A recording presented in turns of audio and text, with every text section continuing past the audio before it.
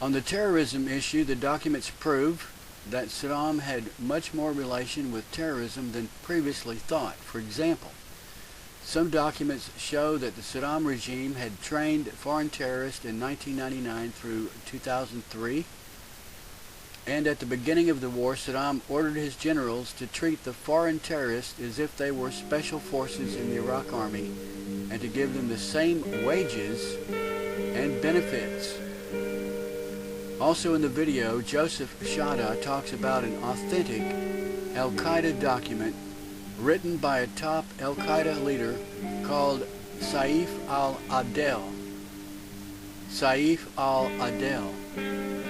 which proves once and for all that Al-Qaeda terrorists led by ZARQAWI came to Iraq before the war and established terrorist cells not only in northern Iraq but also in the Sunni areas in central Iraq that were totally controlled by Saddam.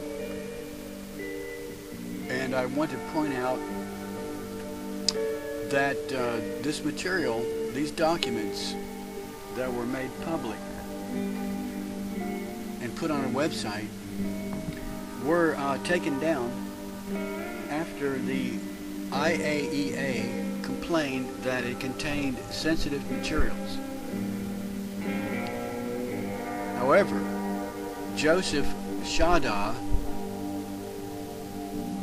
downloaded the material and recorded it on a CD. He still has access to what was once posted on the web. Here's a message. If you skip on down to about the middle of the page, you find it.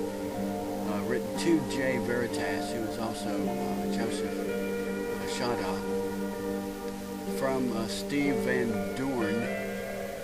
He's quoting from the New York Times when he says, quote, "Intelligence officials had serious concerns about turning loose an army of amateurs on a warehouse full of raw documents that include hearsay, disinformation, and forgery.